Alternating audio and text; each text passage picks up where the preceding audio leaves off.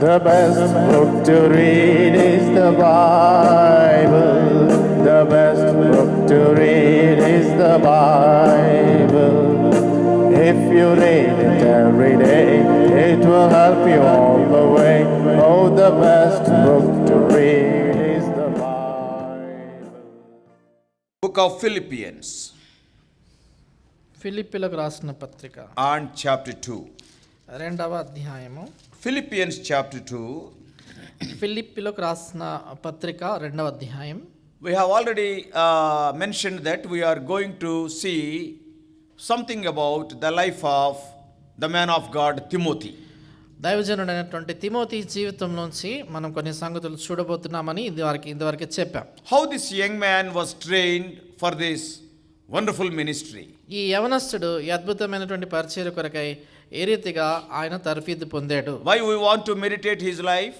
ఎందుకని ఆయన జీవితాన్ని మనం ధ్యానించగోరుతున్నాం. Yes, every one of us who are coming to the house of God and who are saved by his grace, surely there will be an iota of desire in our hearts to work for the Lord in some way or other. ఎంచేతంటే దేవుని ఇంటికి వచ్చేటువంటి ప్రతి ఒక్కరు కూడా ఆయన కృపచేత రక్షించబడినటువంటి వారందరూ ఏదో విధానంలో కొంతైనా ప్రభు కొరకు ఏ విధానంలో అయినా మనం ఆయన కొరకైనటువంటి పని చేయాలనేటువంటి ఆశ ఉంటుంది. When we see the background of Timothy, ఈ తిమోతి యొక్క వెనుక చరిత్ర మనం గమనించినప్పుడు, yes, we are in a better position when compared to Timothy. తిమోతితో పోల్చినప్పుడు మనము మెరుగైనటువంటి స్థితిలో ఉన్నాం. His father was from Greek background and his mother was a Jewish woman. ఆయన తండ్రి గ్రీకు దేశానికి చెందినటువంటి వాడు, ఆయన తల్లి మాత్రము యూదురాలు. It is always like a mixed family. అది చెప్పాలంటే ఒక మిశ్రమమైనటువంటి కుటుంబం. Generally the Jewish people, they are very orthodox in their nature, in their religious sentiments. చూడండి, సామాన్యంగా యూదులైనటువంటి వారు వారి యొక్క మతపరమైనటువంటి ఆ యొక్క మరి విషయాల్లో చాలా నిష్ట కలిగినటువంటి వారుగా వారు ఉంటారు. Suppose if a Jewish boy or girl are given in marriage to any other person other than Jewish background, that is a non-Jewish person, truly all the other orthodox Jews, they will despise them. They will see them even meaner than the dogs. అంటే ఎవరైనా యూదుల్లో ఉన్నటువంటి వారు వారి యొక్క మరి అమ్మాయినో అబ్బాయినో యూదులు కానటువంటి మిగతా వారికి ఇచ్చి వివాహం చేసినట్లయితే యూదులైనటువంటి వారందరూ కూడా అలాంటి వారిని ఎంతో హీనంగా నీచంగా ఒక కుక్క కంటే తక్కువగా వారిని ఎంచుతారు. As a matter of fact, who are the Samaritans? నిజానికి ఈ సమరయులు ఎవరు? One of the parents is a Jew and one of the parents is a non-Jew. సమరయులు అంటే ఎవరంటే వారి తల్లిదండ్రుల్లో ఒకరు యూదురు కాని వారు. And these orthodox Jews, they used to despise them a lot. They were not even walking through their villages. See, they were not even willing to see into their faces. చూడండి, ఈ యొక్క నిష్ట కలిగినటువంటి యూదులైనటువంటి వారు ఎంతగా వారిని నీచంగా చూసేవారంటే వారి గ్రామాల గుండా వెళ్ళడానికి ఇష్టపడేవాళ్ళు కాదు. కనీసం వాళ్ళ ముఖాలు చూసేదానికి కూడా వాడు ఇష్టపడేటువంటి వారు కాదు. Once I visited Johannesburg, that is the capital of the Pretoria is the capital of South Africa. నేను ఒకసారి సౌత్ ఆఫ్రికా దేశంలో మరి ప్రిటోరియా అక్కడికి వెళ్ళాను. తర్వాత జోహానస్బర్గ్, అది రాజధాని దానికి. As we were going in a car in the highway, మేము రహదారిలో మేము కారులో వెళ్తున్నాము. and there are some compound walls very high, almost double the height of our compound walls. Our compound walls may be 6 feet or maximum 7 feet, and they are more than 10 to 12 feet. అక్కడ ప్రహరీ గోడలు చూసేంటంటే మనకి ఇల్లు చుట్టూ కానీ మందిరాల చుట్టూ కూడా ఉండేటువంటి 6 అడుగులు అలాగ ఉంటాయి. కానీ అక్కడ చూసినట్లయితే 12 అడుగులు 13 అడుగుల కంటే ఎత్తుగా ఉన్నాయి ఆ ప్రహరీ గోడలు చూసి. Then I was asking the brother who is driving, our brother only, and why they have raised that compound walls constructed so high. కనుక నేను మన సహోదరుడే ఆయన డ్రైవింగ్ చేస్తున్నారు, ఆయన అడిగాను, ఎందుకు ఈ గోడలు ఇంత పెద్దగా వారు కట్టారు అని అడిగాను. And he said the other side of the walls colonies are there where black people are staying. ఆయన ఏం చెప్పాడంటే ఆ గోడకు అటువైపులో ఉన్నటువంటి ఆ కాలనీలో ఈ నల్ల జాతీయులు ఉంటారని అని చెప్పారు. And these people, the white people who are traveling in the road, they don't want to see their faces. కనుక ఈ యొక్క శ్వేత జాతీయులు అంటే తెల్ల జాతి వారు ఏంటంటే కారులో వెళ్తున్నా కూడా ఆ నల్ల వాళ్ళ ముఖం చూడకుండా ఉండడానికి కొరకే గోడలు కట్టారు. That's why there was a great agitation under the leadership of Mr. Nelson Mandela in the past, and of course now they are having all equal rights. అందుచేతనే గతంలో నెల్సన్ మండేలా మరి ఆయన నాయకత్వంలో ఎంతగానో అక్కడ చైతన్యము విప్లవం అనేది వచ్చింది. ఆ తిరుగుబాటు చేసిన కారణం చేత ఇప్పుడు సమాన హక్కులు వారికి ఉన్నాయి. So I could imagine how the Jews were treating the Samaritans when I saw the compound walls of these black people staying in their own country, that is South Africa. కనుక ఈ నల్లవారు వారికి సొంత దేశం నిజానికి వారి దేశంలోనే వారు సౌత్ ఆఫ్రికాలో ఉంటూ వాళ్ళు ఏ రీతిగా చిన్న చూపు చూడబడుతున్నారని చూసినప్పుడు యూదులు సమరయుల్ని ఇతన్ని ఎలా చూసేవారు అనేది అర్థమైంది నాకు. So when we look into the family background of this young man Timothy, కనుక ఈ యవనస్తుడైనటువంటి తిమోతి యొక్క కుటుంబ చరిత్ర ఒకసారి గమనించినప్పుడు, mother is a Jewish lady but the father is a Gentile, that is from Greek background, and you can understand how the Jews must have treated this boy. గనక అక్కడ తల్లి యూదురాలు కానీ తండ్రి గ్రీకియుడు గనక మీరు ఒకసారి ఊహించుంటారు యూదులైనటువంటి వారు ఎంతగా ఆయన నీచంగా వారు చూస్తుంటారు ఈ అబ్బాయిని. And not only that, అంతేకాదు, see, Jewish people, they will circumcise the male child as per the Old Testament, Leviticus 12th chapter verse 3, on the 8th day in the temple. If not, they have to kill the baby. అంటే ఈ యూదులైనటువంటి వారు లేవియ కాండం 12వ అధ్యాయం 3వ వచనం ప్రకారంగా 8వ దినాన బిడ్డకు సున్నతి చేయాలి, లేనట్లయితే ఆ బిడ్డను చంపేయాలి అనేటువంటి మాట కూడా చెప్పేవారు. That is a very, very strict commandment. They will be giving name to that child in the temple on the 8th day after circumcision, that is the cutting of the flesh. కనుక వారు చాలా ఖచ్చితంగా ఆ యొక్క ఆజ్ఞను పాటించేవారు. ఏంటంటే 8వ దినాన దేవాలయం తీసుకెళ్ళి ఆ బిడ్డకు సున్నతి చేసిన తర్వాత పేరు పెట్టడం, దాన్ని పాటించేది చాలా ఖచ్చితంగా చూసేవారు. Even Lord Jesus Christ was taken like that. If you read Luke chapter 2 verse 21, the parents have taken Jesus to the temple at Jerusalem because he was born in Bethlehem, very near to Jerusalem, and he was circumcised, and there he was named as Jesus. అదే రీతిగా మనం చూస్తాం యేసు ప్రభువారి యొక్క విషయంలో కూడా లూకాసు సువార్త 2వ అధ్యాయం 21వ వచనంలో వారు బెత్లెహేంలో ఉన్నారు కనుక యెరూషలేం సమీపమైనటువంటి ప్రాంతం అంచేత వారు యేసు ప్రభువారు శిశువుగా ఉన్నప్పుడు తీసుకెళ్తారు. అక్కడ 8వ దినాన ఆయనకి సున్నతి చేస్తారు, అక్కడ ఆయనకి పేరు పెడతారు యేసు అని. And see, this is a very, very important tradition or the law. కనుక ఇది చాలా ప్రాముఖ్యమైనటువంటి వారి యొక్క ఆజ్ఞల్లో ఒకటి, వారు పాటించేటువంటి సంగతి. Now you can imagine in the first century when the father is from Greek background and mother is from Jewish background, what type of treatment the Jewish people must have given to Timothy, who is a son of such parentage. కనుక మీరు ఊహించుంటారు మొదటి శతాబ్దంలో ఒక అన్యజాతి అంటే ఒక Greek దేశంలో నుంచి చెందినటువంటి ఒక వ్యక్తి తండ్రిగా ఉన్నప్పుడు, తల్లి యూదురాలుగా ఉన్నప్పుడు యూదులైనటువంటి వారు ఎంతగా ఆయనని చిన్న చూపు చూస్తుంటారు, హేళనలో పాలు అయి ఉంటాడు ఈ తిమోతి అని మీకు తెలుసుంటుంది. Probably Timothy was a despised personality. బహుశా తిమోతి తృణీకరించబడినటువంటి వ్యక్తిగా ఉండవచ్చు. And Apostle Paul, being from Jewish background, he is from the tribe of Benjamin. He has selected that despised boy, and how beautifully he has replaced Apostle Paul after Paul's departure. అపోస్తలుడైనటువంటి పౌలు యూదా, ఆయన చూస్తే నిష్ఠ కలిగినటువంటి యూదుడు, అంతేకాదు బెన్యామీను గోత్రానికి చెందినటువంటి వాడు. అలాంటి వ్యక్తి తిమోతిని ఆయన ఎన్నుకుంటాడు. ఎంతో చక్కగా తర్ఫీదునిచ్చి పౌలు తర్వాత ఆయన నాయకత్వం వహించేటువంటి స్థితికి తీసుకొని వస్తాడు. And what type of words he is saying about Timothy while he is writing letter to Philippians, that is almost at the end of his life. కనుక ఈ ఫిలిప్పీలకు పత్రిక రాస్తున్నప్పుడు దాదాపుగా తన జీవిత చివరిలో ఈ తిమోతిని గురించి ఉద్దేశించి ఎంత బలమైనటువంటి ఘనమైన మాటలు ఆడతాడు.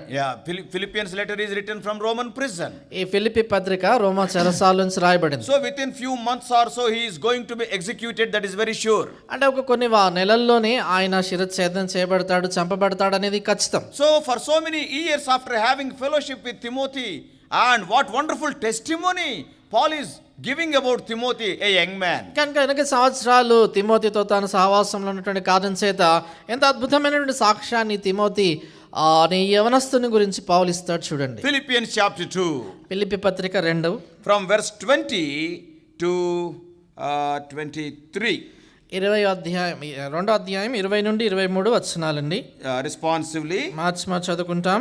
Philippians chapter 2, ఫిలిప్పీ పత్రిక 2వ అధ్యాయం and from 20 to 23 responsively. 20 నుండి 23 మార్చి చదువుకుంటాం. This is what Paul is telling about Timothy to the church at Philippi. ఈ విషయాన్ని పౌలు తిమోతిని గురించి ఫిలిప్పీ సంఘానికి చెప్తున్న మాటలు. మీ క్షేమ విషయమే నిజముగా చింతించువాడు అతని వంటి వాడెవడును నా యొద్ద లేడు. అందరూ తమ సొంత కార్యములను చూచుకుని వచ్చినారు కానీ యేసుక్రీస్తు కార్యం చూడరు. అతని యోగ్యత మీరు ఎరుగుదురు. తండ్రికి కుమారుడు ఎలాగో సేవ చేయనో అలాగే అతడు నాతో కూడా సువార్త వ్యాపకము నిమిత్తము సేవ చేశాను. కాబట్టి నాకేమి సంభవింపై నేను అది చూచిన వెంటనే అతని పంపేవాలని అనుకొనిచున్నాను. What a wonderful certificate Great man of God, Apostle Paul has given to Timothy. చూడండి గొప్ప దైవజనటువంటి అపోస్తలుడైన పౌలు యవనస్తుడైన తిమోతిని గురించి ఎంత చక్కని ఆమోద పత్రిక ఆయన ఇస్తా Such ఉంటాడు. a great man of God appreciating Timothy with such words, it is a very great certificate. అంత గొప్ప దైవజనటువంటి పౌలు తిమోతిని గురించి అంత చక్కని మాటలు చెప్పడం అనేది ఎంతో ఘనత కలిగినటువంటి ఆయన గురించినటువంటి గొప్ప సంగతి అది. Those of us who are sitting here, ఇక్కడ కూర్చున్నటువంటి మనలో some are born again 20 years back. మళ్ళీ కొందరం 20 సంవత్సరాల క్రితం తిరిగి Some are జన్మించాం. born again 30 years back. కొందరం 30 సంవత్సరాల క్రితం తిరిగి జన్మించాం. Some people only 1 month ago.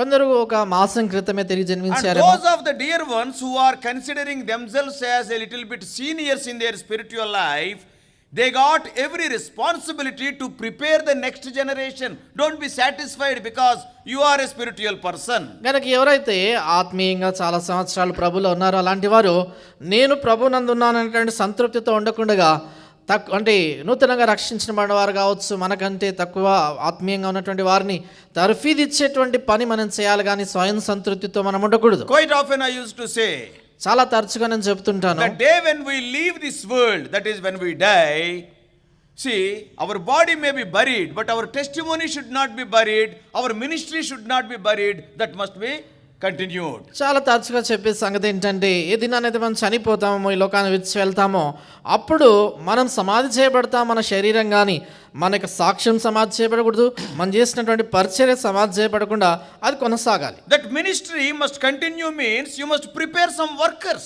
ఆ పరిచర్య కొనసాగాలి అంటే మనం కొంతమంది పనివారిని తయారు చేయాలి. Great man of God, wonderful preacher, Dr. Warren Wiersbe says like this. గొప్ప దైవజనుడు అద్భుతమైన బోధకుడు వారన్ వియర్స్బీ గారు ఇలాగంటారు, He is a wonderful messenger. ఆయన అద్భుతమైనటువంటి వర్తమానికుడు. And what he says, ఆయన ఏమంటారంటే success without a successor is a failure. ఆయన ఏం చెప్తాడంటే వారసుడు లేకుండా విజయం సాధించడం అనేది అపజయమే అంటాడు. Suppose you are having 100 crores property, day and night you worked and labored, you have not eaten properly, ultimately you have gathered 100 crores property, but there is not even a person to enjoy that. What is the use of your labor? చూడండి, నువ్వు చాలా కష్టపడి దివారాత్రాలు కూడా నిద్ర లేకుండా పనిచేసావు, ప్రయాసపడ్డావు, దాన్ని బట్టి ఒక 100 కోట్ల రూపాయలు సంపాదించావు, కానీ తర్వాత అనుభవించే దాని కొరకే దాన్ని కొనసాగించే దాని కొరకు వారసుడు లేకపోతే దాంట్లో ఏమి లాభము? Even to continue your estate in a proper state, there is not even a single person in your family. Then what is the use of toiling right from the morning till the night? కనుక నీ ఆస్తిని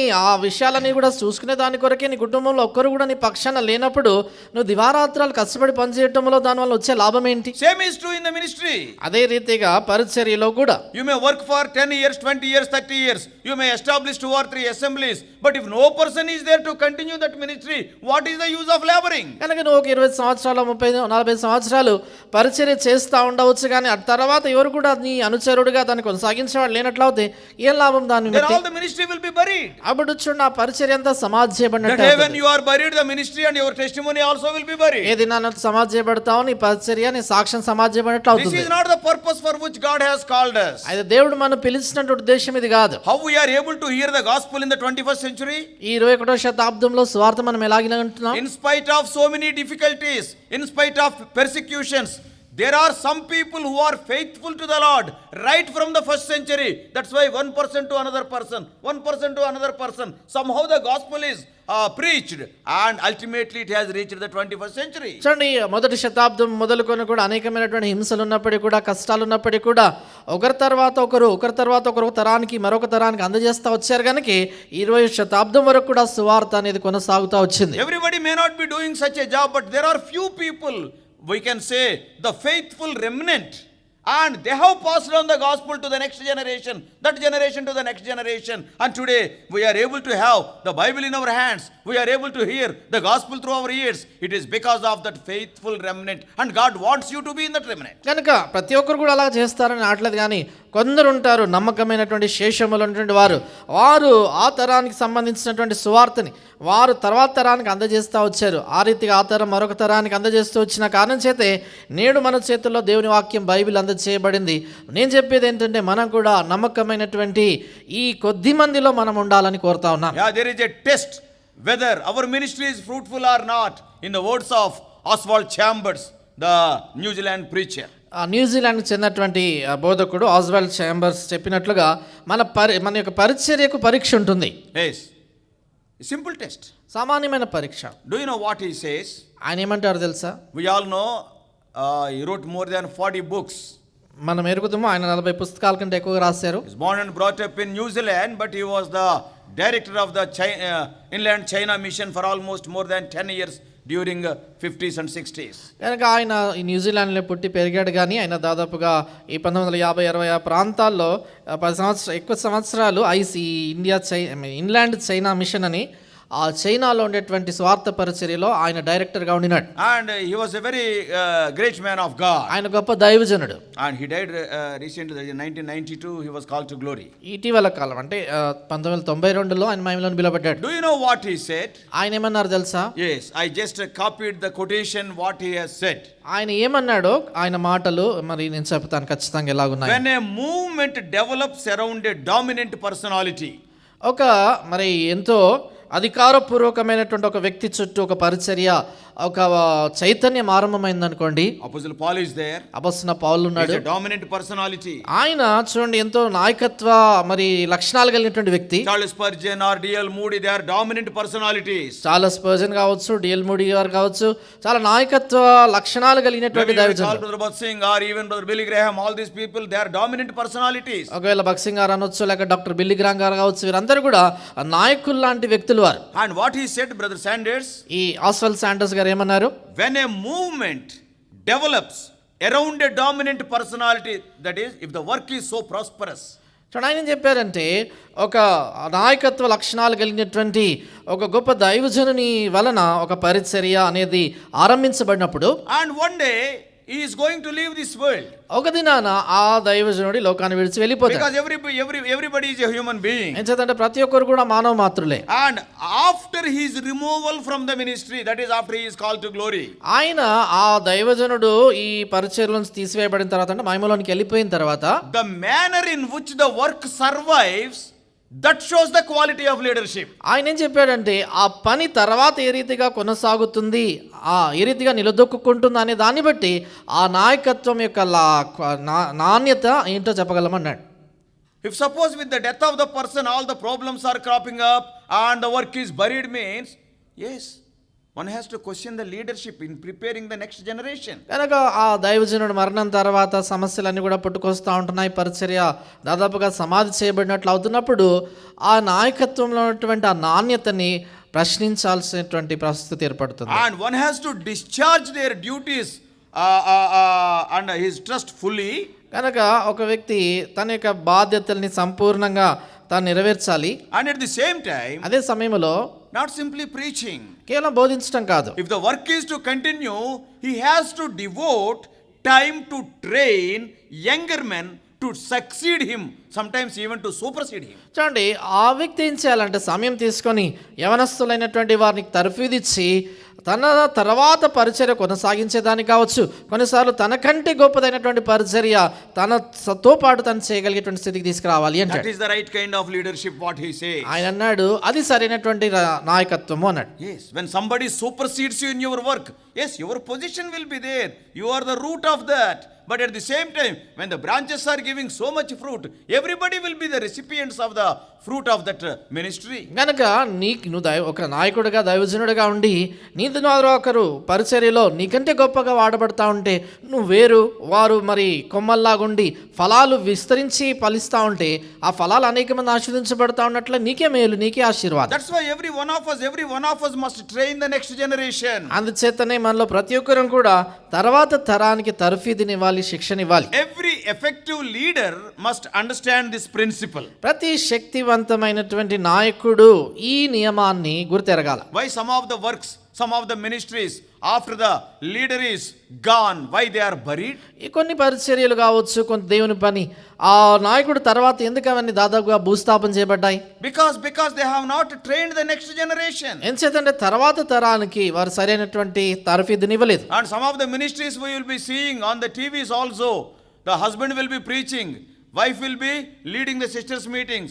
Though they are not born again, their children will be singing and they are playing the music, and ultimately with that family that ministry will be buried. మీరు టీవీలో కూడా చూస్తూ ఉంటారు, భర్త మరి ఆయన పాస్టర్ గారు ఏమంటారు, వాక్యం చెప్తా ఉంటారు, భార్య కొడుకు నడిపిస్తూ ఉంటుంది, పిల్లలు ఒకవేళ తిరిగి జన్మించారో లేకపోయారో వాళ్ళు మాత్రం వాయిద్యాలు వాయించడం, పాటలు పాడటం, కుటుంబమే పరిచర్య చేస్తుంటుంది. ఆ కుటుంబం తర్వాత ఇక పరిచర్య ఆగిపోతుంది. You have to prepare who are the gifted people, you have to see, and you have to prepare them for the next generation. కనుక తలాంతు కలిగిన వారు ఎవరు, వరం కలిగినటువంటి వారు ఎవరని గుర్తెరిగి తర్వాత తరం కొరకైనటువంటి ఆ వ్యక్తులను, నాయకులను సిద్ధపరచాలి. So every effective leader, a fruitful leader must understand this principle.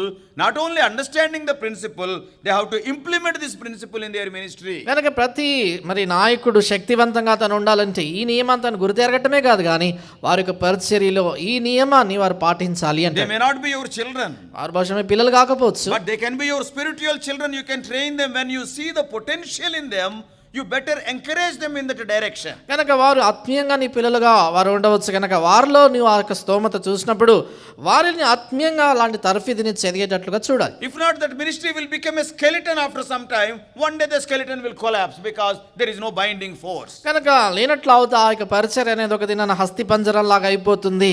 మరి ఆ తర్వాత అది పూర్తిగా కుప్పపోలిపోతుంది. ఏం చేతంటే అది గట్టిగా నిలబడ్డే దానికి ఆధారం మీద ఉండదు. So the people in the church of God who are in leadership, or you people, young people, you can say, who are a little bit senior in your spirituality, immediately you have to prepare the next generation. కనుక ఎవరైతే నాయకులుగా ఉంటున్నారో సంఘములో, అదే రీతిగా యవనస్తులైనటువంటి వారైనా కూడా మీరు ఆత్మీయంగా ఎదిగినటువంటి స్థితిలో ఉన్నప్పుడు మీకన్నా చిన్నగా ఉన్నటువంటి యవనస్తులైనటువంటి వారిని ఆత్మీయంగా తర్ఫీదిచ్చేటువంటి పనిలో మీరు ఉండాలి. They can be your relatives or not, that is a different story. They are your spiritual children. కనుక వారు ఒకవేళ మీరు వారు మీ బంధువులు అవుతారో కాదో అనేది పక్కన పెడితే ఆత్మీయంగా వారు మీ పిల్లలు అవుతారు. See, Moses prepared Joshua. చూడండి, మోషే యెహోషువను సిద్ధపరిచాడు. Is he his relative? ఆయన బంధువా? No. కాదు. Moses is from the tribe of Levi, Joshua is from the tribe of Ephraim. చూడండి, మోషే ఏమో లేవి గోత్రికుడు, యెహోషువ చూసినప్పుడు ఎఫ్రాయిం గోత్రం. But Joshua never exposed himself. అయితే యెహోషువ ఎన్నడూ కూడా తను కనబరుచుకోలేదు. Always he was following the master. ఎల్లప్పుడూ కూడా ఆయన యజమానుని వెంబడిస్తా If వచ్చాడు. you see the role of Joshua, sometime back I was sharing, it is the tough role. నేను కొంతకాలం క్రితం ఈ వాక్యం చెప్తా వచ్చా. ఏంటంటే ఈ యెహోషువ యొక్క పాత్ర మనం చూసినప్పుడు ఆయన పోషించాల్సినటువంటి పాత్ర చాలా కష్టతరమైంది. When they came to the land of Rephidim in Exodus 17th chapter, నిర్గమకాండం 17వ అధ్యాయంలో రెఫీదీము అనేటువంటి స్థలానికి వాళ్ళు వచ్చినప్పుడు, till that time Joshua is not a soldier. అప్పటి వరకు కూడా యెహోషువ సైనికుడేం కాదు. Because there are no wars for them. ఎందుకంటే వాళ్ళకి అప్పటి వరకు యుద్ధాలేం లేవు. As long as they were in Egypt, there is no room for fighting. Always they are slaves only. Whatever the masters are telling, they are doing. That's all. వారు ఐగుప్తులో ఉన్నంత వరకు కూడా వాళ్ళకి ఇలాంటి యుద్ధాలు ఇలాంటి లేవు. ఎందుకంటే అక్కడ వాళ్ళు బానిసలుగా ఉన్నారు. వారి పై నాయకులు ఏం చెప్తా వచ్చారో ఆ పనులు చేస్తా ఉండేవారు. Joshua is not a soldier. ఈ యెహోషువ నాయకుడేం కాదు. And after they came out of Egypt, వారు ఐగుప్తు విడిచి వచ్చిన తర్వాత within a couple of years, they have come to Rephidim. వారు 2 సంవత్సరాల లోపల రెఫీదీంకి వచ్చేసారు. And then what has happened? అప్పుడు ఏం జరిగింది? At Rephidim there was a war because the Amalekites came against the Israelites. ఈ రెఫీదీములో అమాలేకీయులు అనేటువంటి వారు ఇశ్రాయేలుకు వ్యతిరేకంగా వచ్చారు. అక్కడ Without యుద్ధం any జరిగింది. provocation by the Israelites, the Amalekites came. చూడండి, వీళ్ళకి ఈ అమాలేకీయులు ఇశ్రాయేల్ వాళ్ళు ఏమనకపోయినా కూడా వీళ్ళు వ్యతిరేకంగా వాళ్ళు వచ్చారు. And what Moses said? అక్కడ మోషే ఏమంటాడు? Joshua, you fight the battle at the foot of the hill. మోషే చెప్తాడు యెహోషువతో, యెహోషువ ఆ కొండ దిగువ భాగాన నువ్వు వెళ్ళి యుద్ధం చేయమంటాడు. And I will pray, I will myself and Aaron and Hur, we will go to the top of the mountain. నేను తర్వాత ఈ హూరు అహరోను వెళ్తాము, కొండ మీద మీ కొరకు ప్రార్థన చేస్తాము అంటాడు. Is it an easy job for Joshua for the first time going to the war field? కనుక ఈ యెహోషువ మొదటిసారి యుద్ధ భూమిలోనికి వెళ్ళటం సులువైన సంగతి ఆయనకి. Very tough job. చాలా కష్టతరం. And he is the leader of the army of Israel, and no person in the army of Israel are trained as soldiers. అక్కడ గమనించండి, ఇశ్రాయేలు సైన్యాలన్నిటికీ ఆయన నాయకుడు. అక్కడ గమనించినప్పుడు వాళ్ళకి ఎవ్వరికి కూడా తర్ఫీదు లేని సైనికులు. Taking the untrained people, slaves, to fight against those people. Amalekites are very good at fighting all the time they are fighters. చూడండి, ఈ ఎలాంటి తరఫీదు యుద్ధ నేర్పరితనం లేనటువంటి వీళ్ళని బానిసలను తీసుకుని అప్పటికి యుద్ధంలో చాలా ఆరతేరి అనేక యుద్ధాలు చేసిన అమాలేకీయులతో యుద్ధానికి వెళ్ళటం చాలా కష్టం. Why God sent Joshua like that? ఎందుకు యెహోషువని దేవుడు అలాగ Or పంపించాడు? why Moses selected Joshua like that? లేక మోషే యెహోషువని ఎందుకు అలాగ ఎన్నుకున్నాడు? Though he may not be belonging to his tribe, ఒకవేళ ఆయన తన యొక్క గోత్రానికి చెందినవాడు కాకపోయినప్పటికీ Moses can tell, I will send my son, Gershom is there or some other person is there and oh Joshua you help my son, he can say. కనుక మోషే అనొచ్చు, నా కుమారుడు ఉన్నాడు గెర్షోము, లేక నా బంధువు పలాని వ్యక్తి ఉన్నాడు, యోషువ నువ్వు నా కుమారుడికి సాయం చేయి గెర్షోం అని చెప్పలేదు. But Moses has seen something special in the life of this Joshua. Probably he must have seen the obedience of Joshua and also God's hand leading Joshua. ఈ మోషే యోషువలో ప్రత్యేకతను చూసించాడు. ఏంటంటే ఆయన ఎంతో విధేయుడైనటువంటి వ్యక్తి, అంతేకాదు దేవుని హస్తము యోషువాను నడిపిస్తున్నట్లుగా మోషే గమనించుంటాడు. And what a wonderful victory. అందుచేత ఎంత అద్భుతమైన విజయం పొందుతాడు. If I were there in the place of Joshua, what is this wilderness journey, what is this war, resigning to the job and going away. కనుక నేను కానీ యోషువ స్థలంలో ఉండి ఉంటే ఏంటి అసలు ఈ అరణ్య యాత్ర ఏంటి, యుద్ధం ఏంటి అనేది అని చెప్పేసి నేను రాజీనామా చేసి వెళ్ళిపోయేవాడిని. I have not even gone even for one day to any military camp for the training. నేను ఈ శిక్షణ పొందటానికి సైన్యంలోనికి కనీసం ఒక నెల రోజులు వారం రోజులు కూడా వెళ్ళలేదు. And how can I fight the war with those experienced people? కనుక ఆ యుద్ధములో అంత ప్రవీణులైన వారికి కూడా యుద్ధానికి ఎలా వెళ్ళగలను? See what Moses is doing. చూడండి మోషే ఏం చేస్తున్నాడు. He is not sending his children, he is sending me. ఆ మోషే చేస్తున్నాడు ఏం చూడండి, పిల్లల్ని పంపించట్లేదు, ఆయన పిల్లల్ని నన్ను పంపుతున్నాడు. He want his children to be safe. అంటే ఆయన పిల్లలు భద్రంగా ఉండాలనుకుంటున్నాడు. And he want me to die in the war field. నేను వెళ్ళి యుద్ధంలో చనిపోవాలంటున్నాడు. Not one or two, 100 reasons I would be telling. నేను ఒకటి రెండు కాదు 100 కారణాలు చెప్పి ఉండేవాడిని. But this man is a man of God. అయితే ఈయన దైవజనుడు. And he fought the battle. ఆయన అక్కడ యుద్ధం చేశాడు. Brothers and sisters, dear brothers.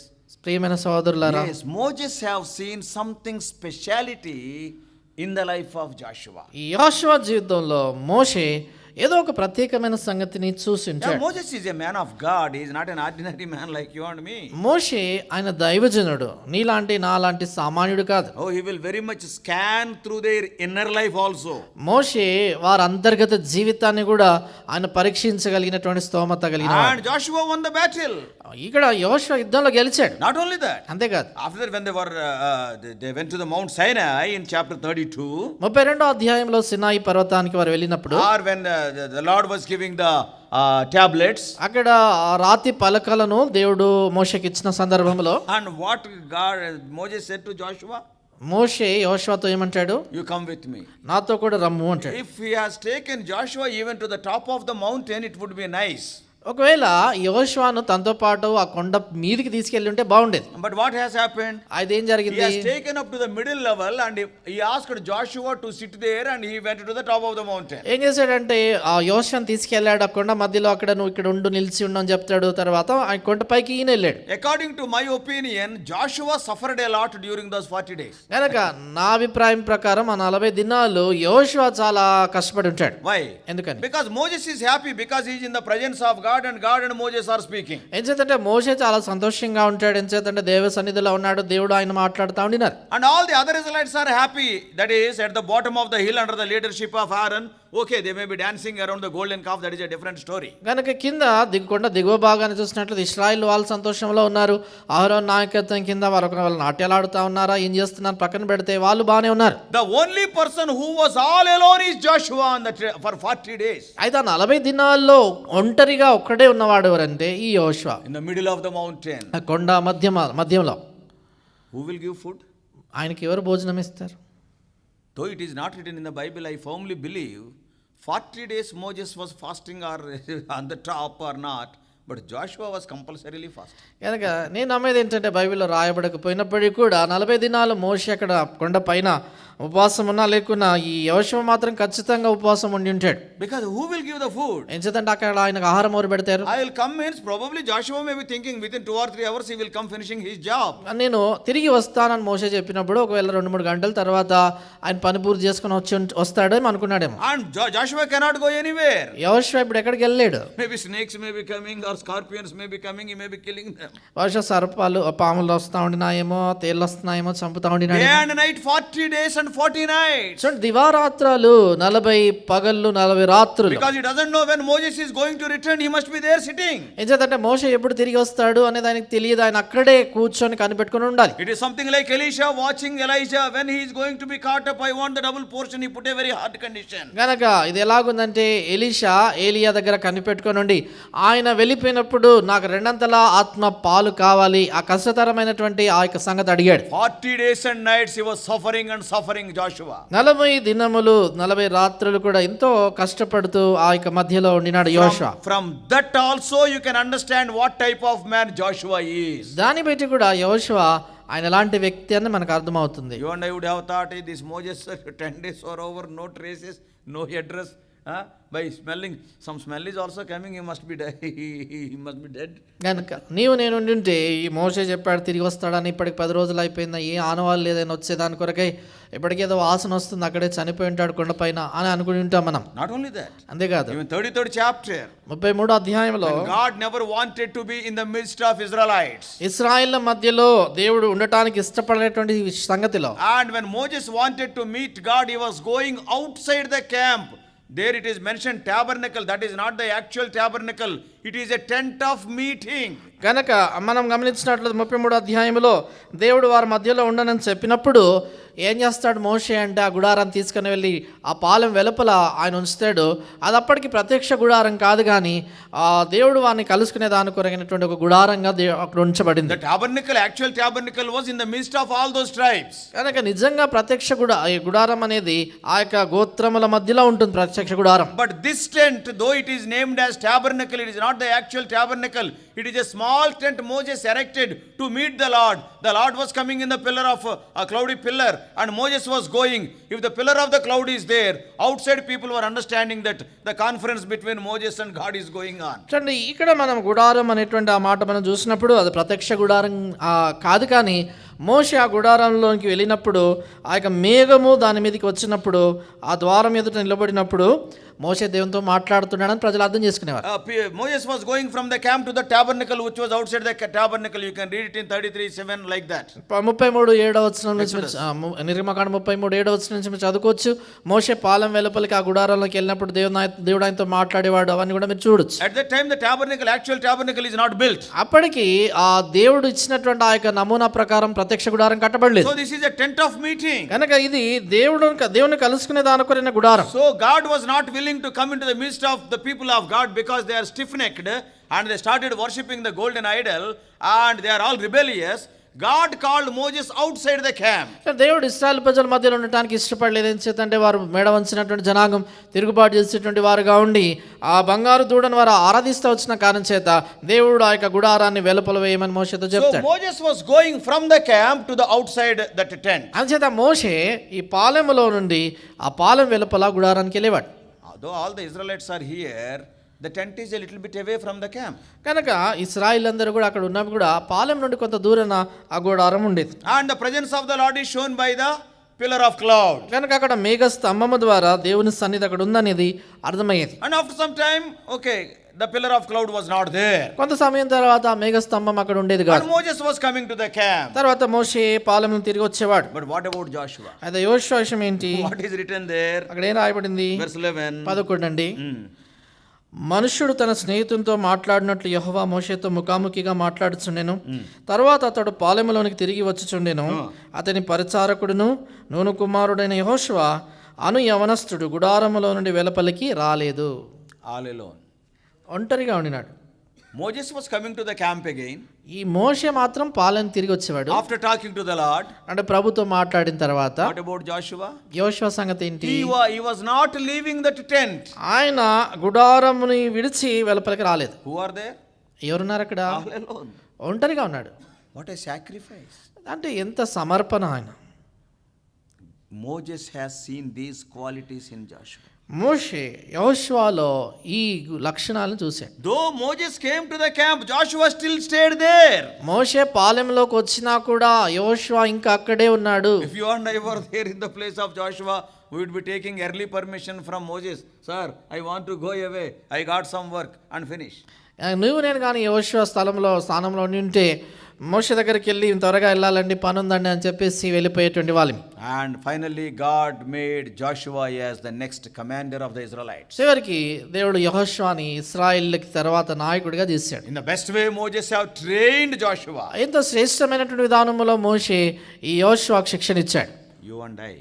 నీవు నేను కూడా. And also Paul trained Timothy like that. అదే రీతిగా పౌలు తిమోతికి అట్లాంటి తరఫీదునిచ్చాడు. Such a training David has given to Solomon. అలాంటి శిక్షణనే దావీదు సొలొమోనుకి ఇచ్చాడు. And Lord Jesus Christ trained 12 disciples in such a way. అలాగనే యేసుక్రీస్తు ప్రభువారు కూడా 12 మంది శిష్యుల్ని అలాంటి తరఫీదును వారికి ఇచ్చాడు. And they have trained other people have trained other people, as I already told you, that blessed remnant.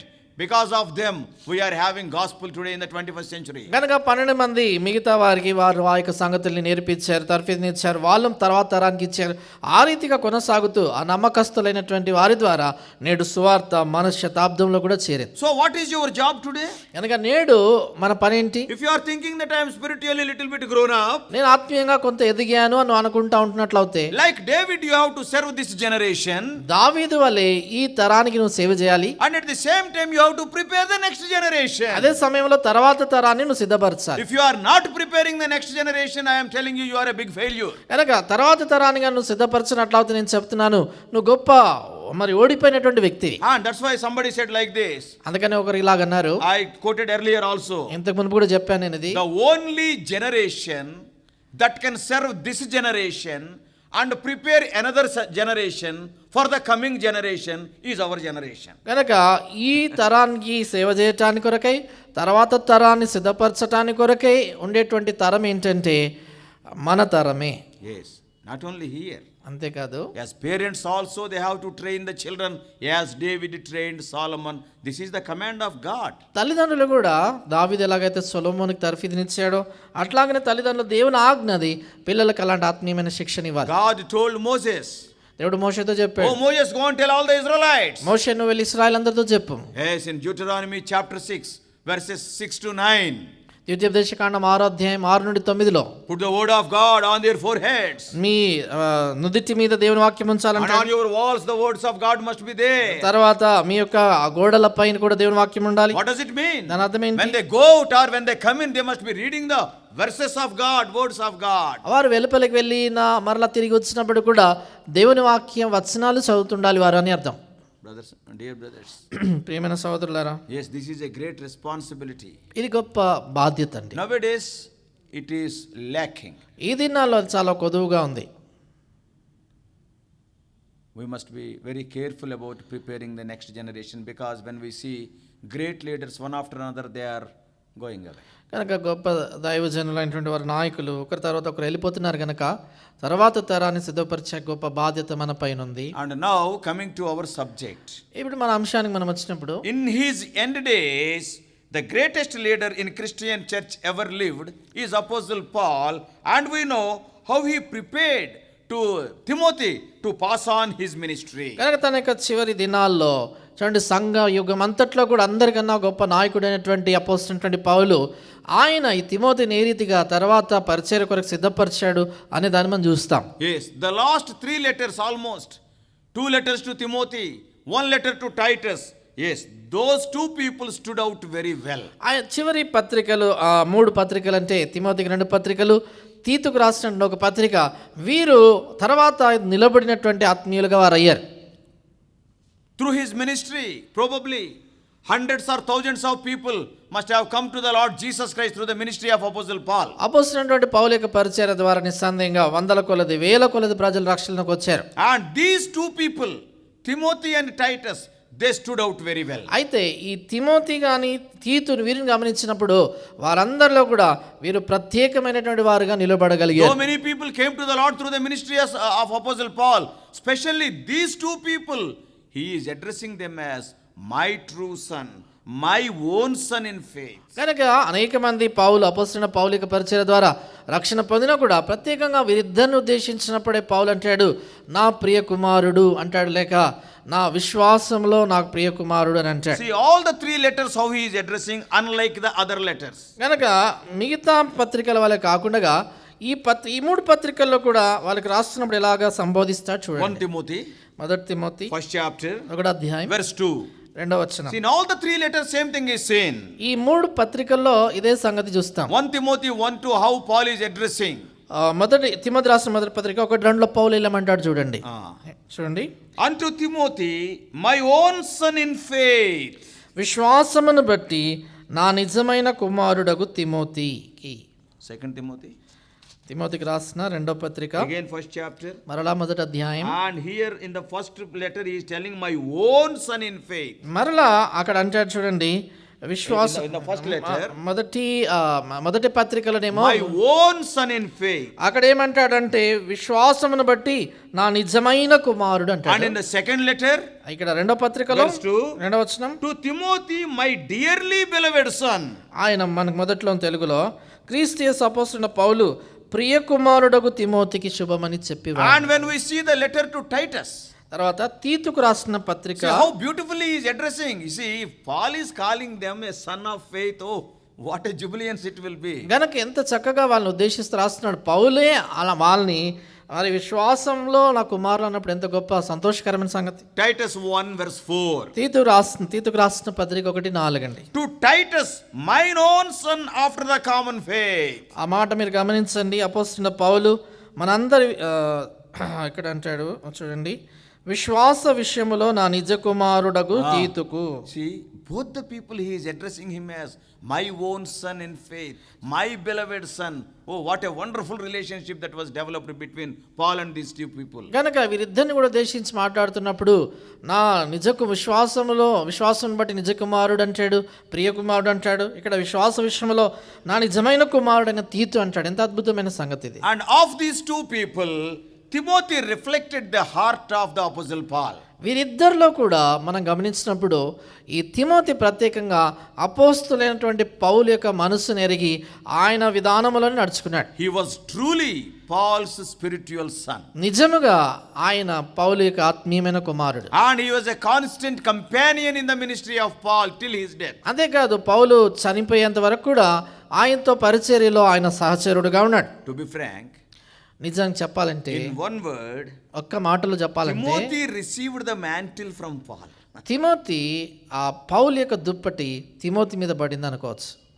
నువ్వు చచ్చిపోయిన తర్వాత నీ దుప్పటి ఎవడి మీద పడుతుంది, లేకపోతే కొట్టుకు చచ్చిపోతారా? ఆ దుప్పటి చింపేసుకుంటారు.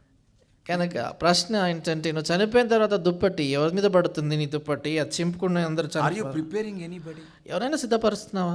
That is very important. అది చాలా ప్రాముఖ్యం. Oh brother, I am having 20 years experience, 30 years experience.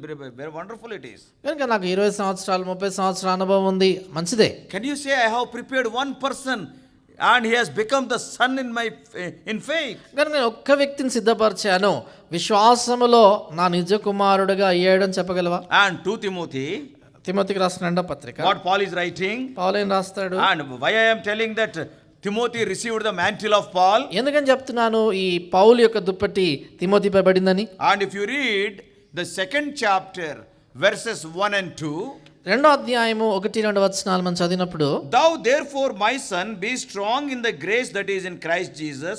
And what he is writing, you see, all the things that thou hast heard of me among many witnesses, the same commit thou unto faithful men, who shall be able to teach others also.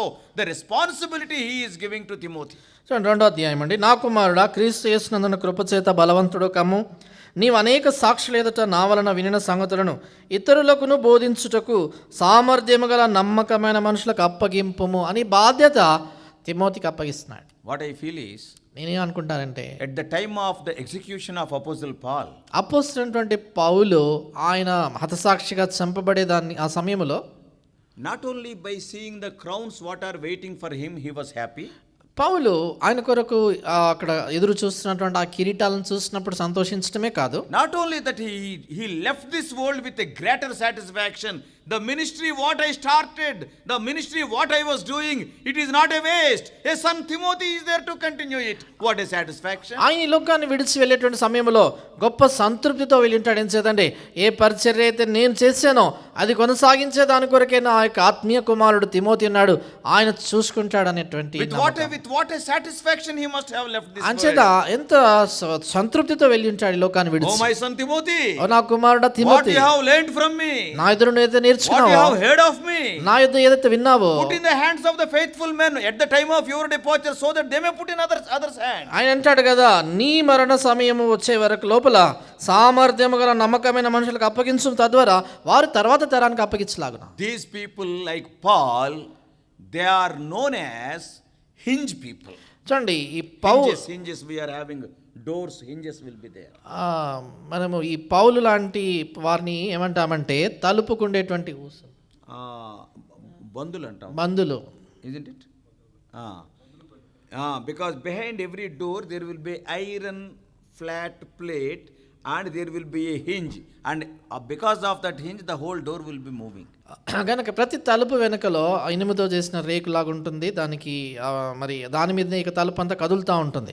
And you can see after going your home, మీరు ఇళ్ళకి వెళ్ళిన తర్వాత చూడొచ్చు, everybody will be seeing the door only. ప్రతి ఒక్కరు కూడా తలుపునే చూస్తారు. But the door is like the ministry. అయితే ఆ తలుపు పరిచర్య లాంటిది, Everybody will be seeing the ministry. అందరూ పరిచర్య చూస్తారు. But behind that there will be an iron flat plate which is holding the door. If the flat plate is not there, the door will fall. చూడండి ఆ యొక్క తలుపు వెనకలో ఈ యొక్క బంధు అనేది ఉంటుందో రేకులాగా, అది దీని తలుపుని గట్టిగా పట్టి ఉంచుతుంది కనుక అది కదలగలుగుతా ఉంది, నిలబడి ఉంది, లేకపోతే పడిపోతుంది. If the wall, if that door is rotating means because of that, it is strong means because of that hinge. గనక చూడండి ఆ యొక్క తలుపు ఆ రీతిగా అటు ఇటు కదలగలుగుతా ఉంది, నిలబడుతుందంటే ఆ తలుపు బంధు అంటారు దాన్ని బట్టి. And that will be fixed to the frame, that is door frame. అది ఆ తలుపుకు ఉండేటువంటి ఆ యొక్క మరి ఫ్రేమ్ కి దాన్ని బిగిస్తారు. Dear brothers, కనుక సోదరులారా, people like Apostle Paul, apart from their ministry, they prepared people of God means they are like hinges.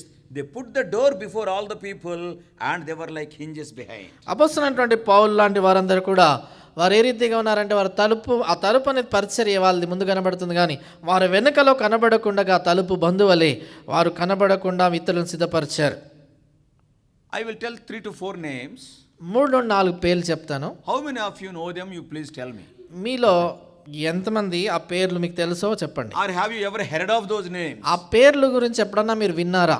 One is ఒక పేరు John Ruff. John Ruff. You must be hearing other Johns. మిగతా జాన్ల గురించి విని ఉంటారు. John Ruff. John Ruff. George Gold. George Gold. Gould. Anytime have you heard? ఎప్పుడన్నా విన్నారా? Huh? No.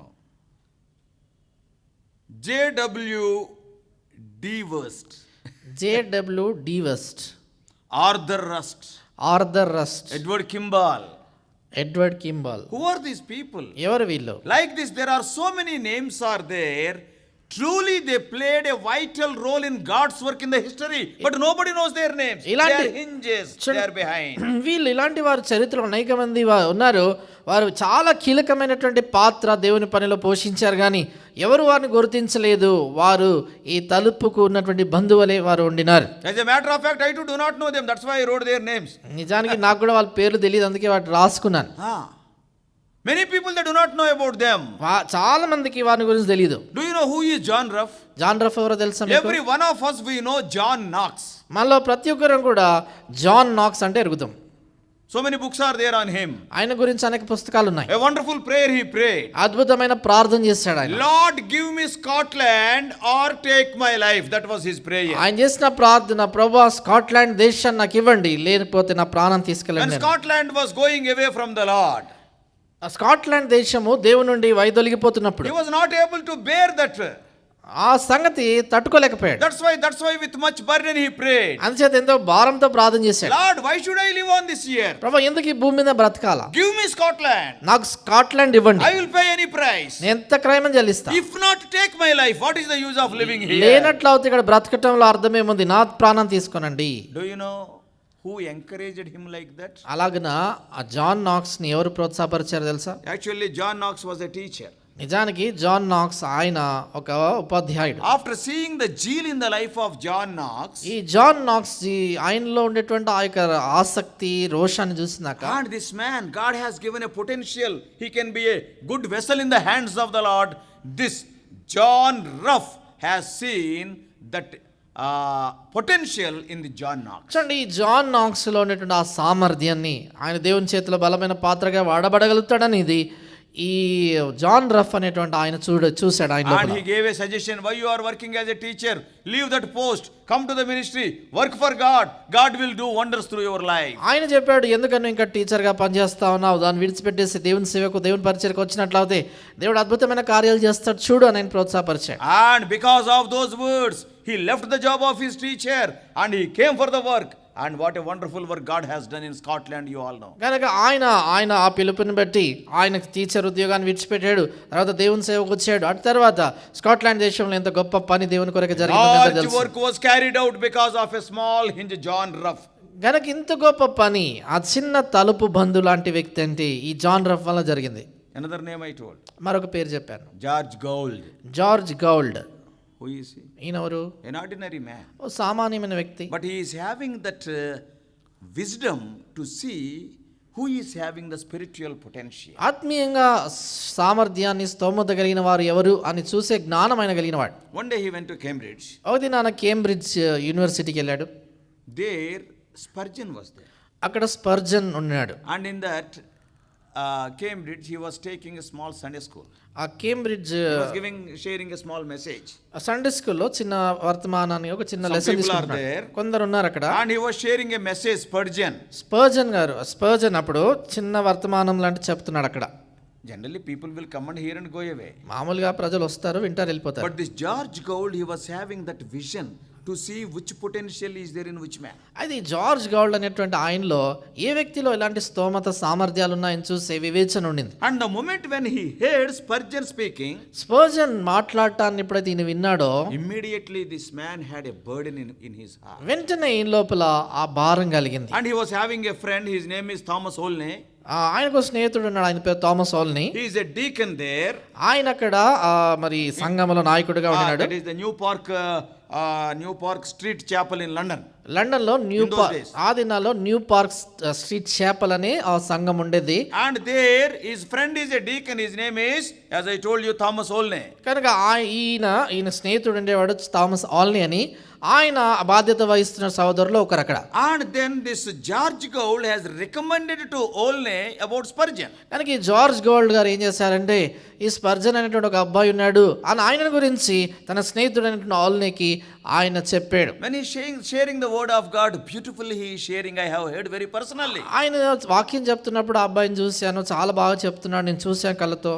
Why can't you give a chance in your church? ఎందుకని మీ సంఘంలో ఒకసారి ఆయనకు అవకాశం ఇవ్వకూడదు అన్నాడు. And because he is having a good reputation, that Olney has given a chance to Charles Spurgeon. కనుక ఈయనకి మంచి పేరుంది కనుక ఆల్నీ అనేటువంటి ఆయన చార్లెస్ స్పర్జన్ కి వాక్యం చెప్పడానికి అవకాశం ఇచ్చాడు. If that opportunity is not there, ఒకవేళ అలాంటి ఆ తరుణం దొరకకపోయింటే, if I were there in the place of George Gould, why that Spurgeon I can give. కనుక జార్జ్ గౌల్డ్ స్థలంలోగా నేను ఉంటే ఆ స్పర్జన్ ఎందుకు ఆ పిల్లాడు నేను చెప్తాను అని అంటాడు. But he has not done like that. అతను అలాగ చెప్పలేదు. He has seen the potential in that man and recommended to Olney.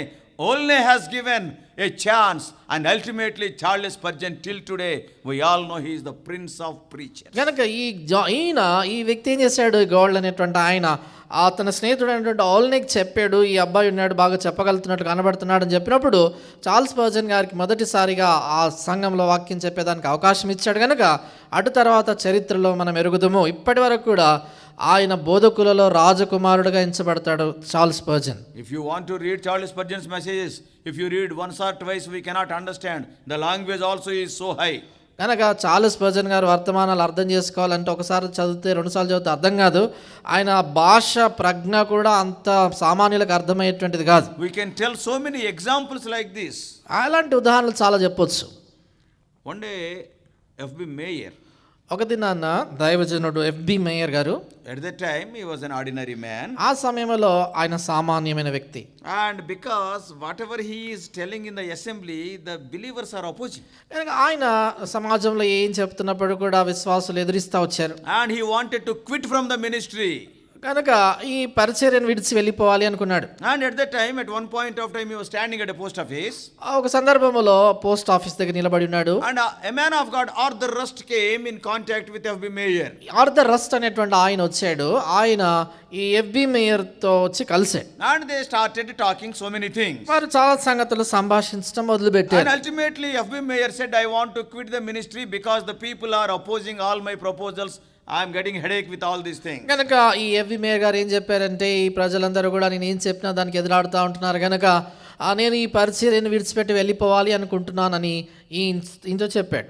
And this man, that is Arthur Rust, ఈ ఆర్థర్ రస్ట్ అని ఈయన never do like that. ఆయన ఏం చెప్పాడంటే ఎప్పుడు అట్లా God చేయకు, has chosen you. దేవుడు నేను ఎన్నుకున్నాడు Don't think that always the ministry will be a bed of roses. కనుక ఎప్పుడు అనుకోవద్దు పరిచర్య ఎల్లప్పుడు పూల పానుపులాగా ఉంటుంది He అనుకోవద్దు. encouraged him. ఆయన ప్రోత్సాహపరిచాడు. Today we know how FB Mayer is a great blessing to the Christianity. కనుక ఈ దినంలో మనం ఎరుగుదాము ఎఫ్బి మేయర్ గారు దైవజనుడు, ఆయన క్రైస్తవత్వానికి ఎంతో గొప్ప ఆశీర్వాదంగా మారాడు. Suppose if that Arthur Rust was not giving such a wonderful suggestion to this FB Mayer on that day, probably FB Mayer would have quitted the ministry. ఒకవేళ ఆ దినాన్ని ఆర్థర్ రస్ట్ గారు ఎఫ్బి మేయర్కి అలాంటి ఆలోచన చెప్పి ఉండకపోతే ఆయన సేవ విడిచి వెళ్ళిపోయి ఉండేవాడేమో. Many examples are there. అలాంటి చాలా మరి ఉదాహరణలు ఉన్నాయి. Great people are there, they will not be seen, they will be behind, but they will push forward those people who are having that potential. కానీ గొప్ప వ్యక్తులు ఇలాంటి వారు వారి వెనుకలే ఉండి కనబడక అలాంటి సామర్థ్యం కలిగినటువంటి వారిని పరిచర్యలో ముందుకి నెట్టేవారు. I can quote many names like that. అలాంటి పేర్లు ఇంకొంచెం చాలా చెప్పగలను. Edward Kimball was a Sunday school teacher to D.L. Moody. Edward Kimball అనే ఈయన డిఎల్ మోడీ గారికి సండే స్కూల్ టీచర్గా ఉండినాడు. And he won D.L. Moody for Lord Jesus Christ. DL మోడీని ఆ ఆత్మను ప్రభు కొరకే సంపాదించగలిగాడు ఆయన. I do not know how many Sunday school teachers are winning people unto Lord Jesus. ఎంతమంది సండే స్కూల్ టీచర్లు మరి ఇలాంటి బిడ్డలను ఆత్మలను ప్రభు కొరకే రక్షించగలుగుతున్నారు. Today D.L. Moody, what a blessing to the Christendom, we all know. ఇది నాన్న డిఎల్ మోడీ గారు క్రైస్తత్వానికి ఎంత గొప్ప ఆశీర్వాద కారణంగా అయ్యాడనేది మనం అందరం He is ఎరుగుతాం. not that much educated. ఆయన అంతగా చదువుకున్నవాడు కాదు. He was just that tanner type, that is the shoes. It's something like tanning the shoes. ఆయన ఈ చూడండి ఈ చెప్పులు ఆ చెప్పులు కుట్టుకునేటువంటి వ్యక్తిగా తను ఉండినాడు అంతే. D.L. Moody is not a well-educated man. DL Modi పెద్దగా చదువుకున్న వ్యక్తి ఏం కాదు. But when Edward Kimball brought him to the Lord in the Sunday school, అయితే ఎడ్వర్డ్ కింబల్ ఈయన్ని అంటే డిఎల్ మోడీని సండే స్కూల్కి ఆయన పిలిచినప్పుడు what type of preacher he has become. ఏ రకమైన బోధకుడు ఆయన తెలుసా? There is a big saying, many times I told from the same pulpit. నేను చాలాసార్లు ఈ వేదిక మీద నుంచి చెప్పాను, When D.L. Moody stands to preach the gospel, the hell used to become bankrupt. DL Modi గారు వాక్యం చెప్పడానికి నిలబడినప్పుడు వేదికపై నరకము దివాలా తీసేది అని అనేవారు. Nobody was going to hell. ఎవ్వరూ నరకానికి వెళ్ళేవారు కాదు. Everybody was turning to the way to heaven. ప్రతి ఒక్కరు కూడా పరలోక మార్గానికి తిరిగేవారు. How such a great man of God came into the picture? ఏ రీతిగా అంత గొప్ప దైవజనుడు దృశ్యం మీదకి వచ్చాడు? Because of the perseverance and because of that desire to bring that man to the Lord. That because of Edward Kimball. కనుక ఈ Edward Kimball అనేటువంటి ఆ దైవజనుడు ఆయన ఈ వ్యక్తిని ఏ రీతిగానే రక్షించాలా, ప్రభు వైపుగా నడిపించాలనేటువంటి ఆ పట్టుదల ఉండిన కారణం చేత డిఎల్ మూడీ లోకానికి అందించబడ్డాడు. He has not taken that class casually. He was with burden, he was praying for Moody. ఆయన తీసుకున్నటువంటి ఆ యొక్క లెసన్స్ కానీ ఆ క్లాస్ కానీ మామూలుగా తీసుకోవట్లేదు, కానీ ఎంతో భారంతో డిఎల్ మూడీ కొరకు ప్రార్థన చేస్తూ తీసుకున్నాడు. Nobody knows about Edward Kimball. Edward Kimball అంటే ఎవరికి తెలియదు. Everybody knows about D.L. Moody. DL Moody అంటే అందరికి తెలుసు. Yes, D.L. Moody is like a big door. Edward Kimball is like the hinge. On that hinge he was hanging. DL moody పెద్ద తలుపు లాంటివాడు, Edward Kimball వెనుకలో బంధుగా లాంటివాడు. ఆయన మీద ఈయన వేలాడుతూ ఉండినాడు. Like that Ananias and Barnabas were there to Paul. అదే రీతిగా మనం చూసినప్పుడు పౌలు విషయంలో అననీయ బర్నబాలు కూడా ఉన్నారు. Ananias of Damascus, when he prayed, Saul my brother. గనక చూడండి దమస్కులో ఉన్నటువంటి అననీయ ఆయన ప్రార్థన చేస్తూ పౌలుతో అంటాడు, నా సహోదరుడా సౌలా అంటాడు. And later Barnabas became like that mentor to Paul. అటు తర్వాత బర్నబాను మనం ఎరుగుతూ ఏ రీతిగా పౌలుకి ప్రోత్సాహాన్ని ఇచ్చి తరపిదినిచ్చాడు. An ordinary man like Aquila talked about wonderful deeper truths to a great man like Apollos. ఒక సామాన్యమైనటువంటి విశ్వాసమైనటువంటి అక్కుల ఆయన గొప్ప వాక్యోపదేశకున్నటువంటి అపోల్లకు ఆయన ఆత్మీయమైనటువంటి సత్యాల్ని బోధించగలిగాడు. Also Paul was like that to Timothy and Titus and many other people. అలాగనే పౌలు తిమోతి విషయంలో కావచ్చు, తీతు విషయంలో కావచ్చు, మిగతా వారి విషయంలో అలాంటి బోధకుడుగా ఆయన ప్రోత్సాహపరచువాడుకున్నాడు. Some of the young people who come to the youth meeting, there is a complaint, we are not given a chance. కొందరు యవనస్తులు యూత్ మీటింగ్ వస్తూ ఉంటున్నారు, వారు మాకు అవకాశం దొరకట్లేదు అని వారు చెప్తా ఉంటున్నారు. Edward Kimball also, he was not having any chance. Edward Kimball ఆయన కూడా ఎప్పుడు ఇట్లాంటి అవకాశం దొరకలేదు. You may not be a Peter, but you can be an Andrew, remember that. మీరు జ్ఞాపకం ఉంచుకోవాలా, మీరు పేతురుగా ఉండలేకపోవచ్చు కానీ ఎప్పుడైనా ఆంధ్రేగా ఉండవచ్చు. Peter has given a wonderful message. 3,000 are saved on the very first day of the formation of the church. But Peter was brought to the Lord by Andrews. పేతురు అద్భుతమైనటువంటి వర్తమానం Pentecost దినాన సంఘం ఉద్భవించిన దినాన వాక్యం చెప్పినప్పుడు 3000 మంది ప్రభు యుద్ధకు వచ్చారు కానీ ఆయన ప్రభు యుద్ధకు నడిపించినటువంటి వ్యక్తి ఆంద్రేయ. If Andrews is not there, Peter is not there. ఆంద్రేయ లేనట్లయితే పేతురు ఉండేవాడు కాదు. Peter is like a big door, Andrews is the hinge. పేతురు పెద్ద తలుపు లాంటివాడు, ఆంద్రేయ ఆ వెనకల బంధు లాంటివాడు. Many times we want to be like Peter's, we don't want to be like Andrews. అనేక సార్లు మనం పేతురు వలె ఉండాలనుకుంటాం కానీ ఆంద్రేయ వలె ఉండడానికి ఇష్టపడం. But without Andrews, there are no Peters. అయితే ఆంద్రేయ లేనప్పుడు పేతురులు ఉండరు. What a wonderful ministry. అది అద్భుతమైన పరిచర్య అది. Yes, in the life of Timothy. Timothy జీవితంలో Paul was like that. Paul అలాగుండినాడు. You may not be a big preacher. మీరు గొప్ప బోధకుడుగా ఉండకపోవచ్చు. You may be arranging a small meeting in your house and calling some preacher and people may be saved there. మీ ఇంట్లో ఒక గృహకుడిగా మీరు ఏర్పాటు చేసి ఏదైనా బోధకుని మీరు పిలిచినప్పుడు అక్కడ రక్షణ పొందవచ్చు. 4 years back I was in Virginia States. 4 సంవత్సరాల క్రితము అమెరికాలో వర్జీనియా అనే స్థలంలో నేను ఉండినాను. One brother Amar was there. అక్కడ ఒక సహోదరుడు అమర్ అని ఆయన ఉండినాడు. He arranged a birthday meeting in his house. ఆయన ఇంటిలో మరి బర్త్డే కూడిక ఏర్పాటు చేశాడు. Each meeting he was spending so much amount. ఆయన ప్రతి కూడిక కూడా ఎంతో ఖర్చు చేసేవాడు. All his Hindu friends he was calling. ఆయన మరి హైందవులైనటువంటి స్నేహితులందరినీ పిలిచేవాడు. So during the time of message no friend was coming. చూడండి వర్తమానం సమయంలో ఎవరు వచ్చేవాళ్ళు కాదు. If at all they come also they were sitting in the outyard. వారు ఒకవేళ వచ్చినా కూడా వెలుపల కూర్చునేవారు. But after the message is over they were coming inside for the birthday cutting of cake and all those things. అయితే వారు వర్తమానం అయిపోయిన తర్వాత ఇక కేక్ కటింగ్ అని మిగతా వారి కార్యక్రమాల కొరకు లోపలికి They were వచ్చారు. not sitting in the meeting. కూడికలో మాత్రం కూర్చునే వాళ్ళు కాదు. And then brother Amar said to me, అప్పుడు సోదరు అమర్ గారు నాతో చెప్పారు, what to do brother, I am spending so much amount so that they may hear the gospel but nobody is hearing the gospel, they are going away. కనుక ఆయన ఏం చెప్పారంటే, brother ఏం చేయాలండి, నేను ఎంతో ఖర్చు చేసి వారి స్వార్థ వినాలని పిలిచాను కానీ ఎవరు వినట్లేదు, అలాగే వెళ్ళిపోతున్నారు అని అన్నాడు. And you pray and decide. మీరు ప్రార్థన చేసి చెప్పండి అన్నాడు. Today you are the chief guest in the birthday. ఈ దినాన ఈ జన్మదిన విషయంలో మీరు ముఖ్య అతిథి అన్నాడు. Then I told, నేను చెప్పాను, put the program, కార్యక్రమాన్ని ఏర్పాటు చేయండి, no message, వర్తమానం ఉండదు, everybody will be inside. అందరు లోపలే ఉండాలి. Directly after the people come you arrange the birthday cake cutting and singing happy birthday to you and that and this. మీరు లోపలికి ప్రజలు రాగానే వెంటనే ఆ హ్యాపీ బర్త్డే పాట పాడటము, కేక్ కట్ చేయటం ఇవన్నీ చేయండి. Call all the people inside. ప్రజలందరూ లోపలి పిలవండి. And you tell, anyhow brother John Victor is there in our midst, he will pray for the cake, you tell. కనుక జాన్ విక్టర్ గారు మన మధ్యలో ఎలాగైనా ఉన్నాడు కనుక ఆయన కేక్ కొరకు ప్రార్థన చేస్తారని చెప్పు అన్నాను. So all are inside around the cake. కనుక అందరూ కూడా లోపల వచ్చారు, cake And then what I have done, నేనేం చేశాను, I prayed and prayed, I went there because that brother has spent thousands of rupees for that party. కనుక ఆ party కొరకి ఆయన వేల కొద్ది డబ్బులు వెచ్చించాడు కనుక నేను ఆ యొక్క ప్రార్థనలో ఇంకా ప్రార్థన చేస్తూనే ఉన్నాను. Till today I remember that brother is from Kadapa side also. ఆ సహోదరుడు కడప ప్రాంతం చెందినటువంటి వాడు, ఇప్పటికి జ్ఞాపకం ఉంది నాకు. And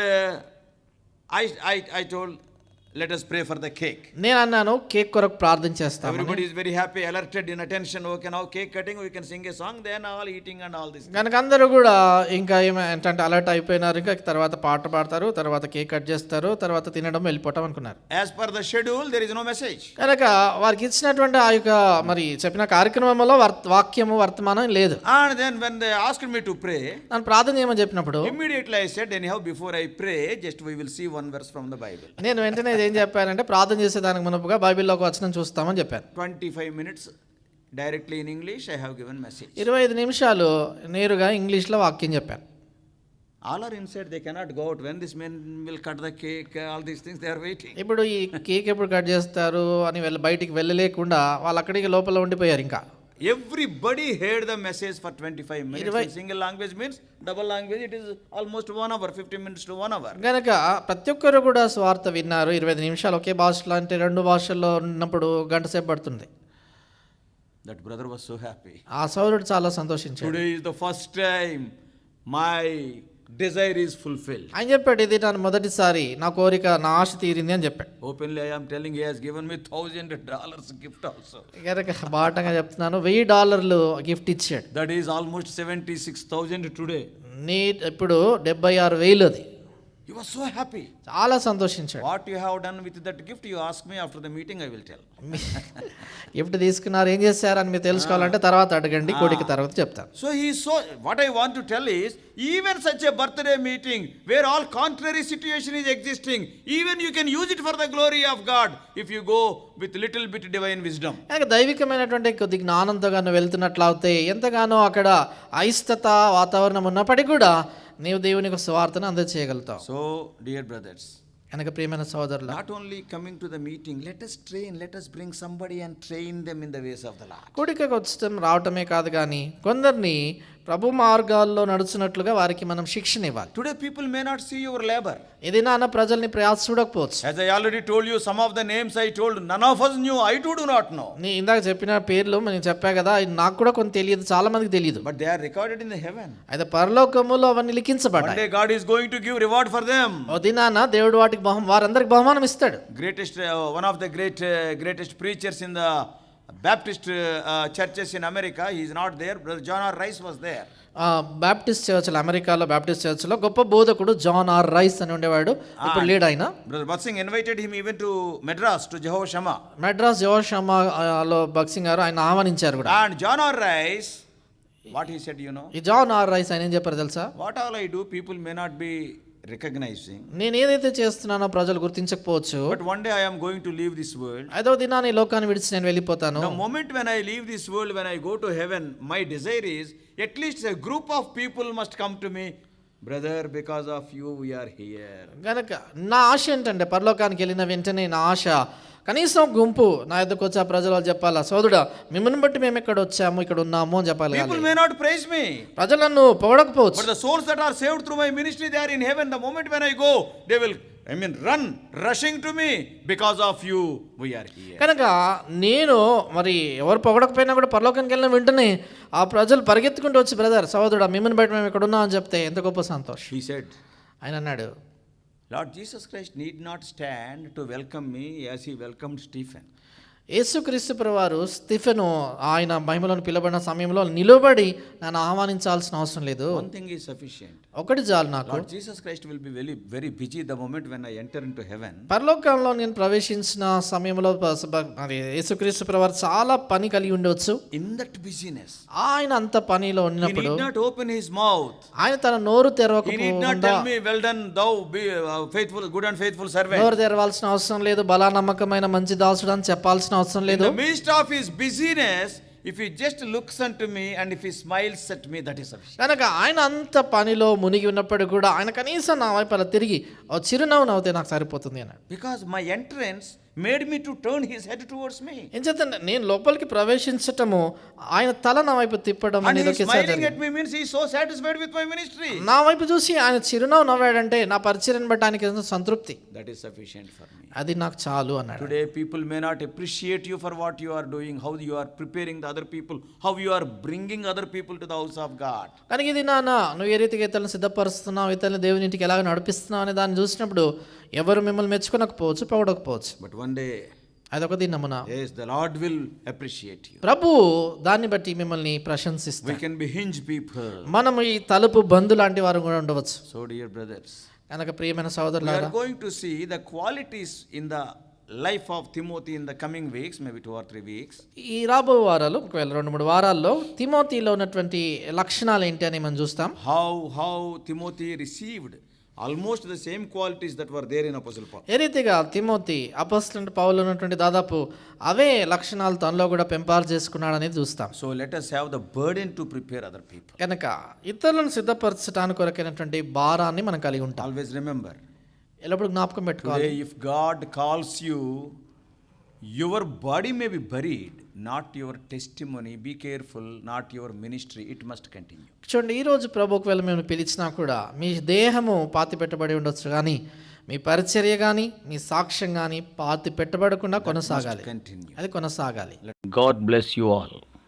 Please subscribe for more spiritual messages on YouTube channel John Victor Hebron.